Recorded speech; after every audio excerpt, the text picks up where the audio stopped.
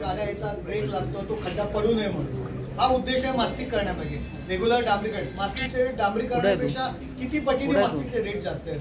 मग मास्टिक करतो तरी सुद्धा जर खड्डे पडत असतील तर मग आपण कामाची क्वालिटी काय आहे. परिसरातील अनेक स्वयंसेवी संस्था आहेत, त्यांनी अनेक विषय त्यांच्या त्या ठिकाणी मांडले होते. ट्रॅफिकची समस्या आहे, पाण्याची समस्या आहे, कचऱ्याची समस्या आहे, जे काही MSRD, MMRD आहे, PWD अशा अनेक डिपार्टमेंट्स एकमेकांशी कनेक्टेड कामं करतात.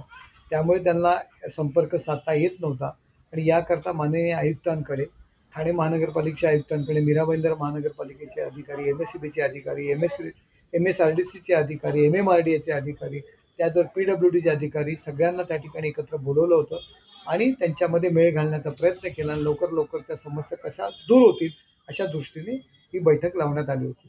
सर, मेट्रोचा प्रकल्प जो आहे तो अतिशय जोरदारपणाने सुरू आहे. कशा प्रकारे ह्या संपूर्ण प्रकल्पानंतर घोडबंदरवासियांना दिलासा मिळणार? लवकरात लवकर ट्रॅफिकच्या दृष्टीने त्याकरता मार्ग काढण्याचा आम्ही प्रयत्न करतोय. हेवी वाहतूक सुद्धा कशी कमी होईल या दृष्टीने पण प्रयत्न करतोय. अनेक ठिकाणी मेट्रोच्या कामामध्ये झाडांची तोड झाल्यामुळे अनेक नागरिकांच्या तक्रारी येत आहेत. हे बघा, विकास करायचा असेल तर काही गोष्टी कराव्या लागतात रस्त्यामध्ये येणाऱ्या, परंतु एक झाड तोडलं तर त्याच्याऐवजी 10 आणि 20, 25 झाडं लावली जात आहेत, त्याचं पुनर्रोपण केलं जात आहे. निसर्गाचा समतोल राखण्याचा प्रामाणिकपणे आपण प्रयत्न करतो. येणाऱ्या महानगरपालिका निवडणुकीपूर्वी मेट्रोचा लोकार्पण झालेला असेल का, काय वाटतं? नक्कीच प्रयत्न करतोय आम्ही आणि लोकार्पणाच्या दृष्टीने पावलं उचललेली आहेत.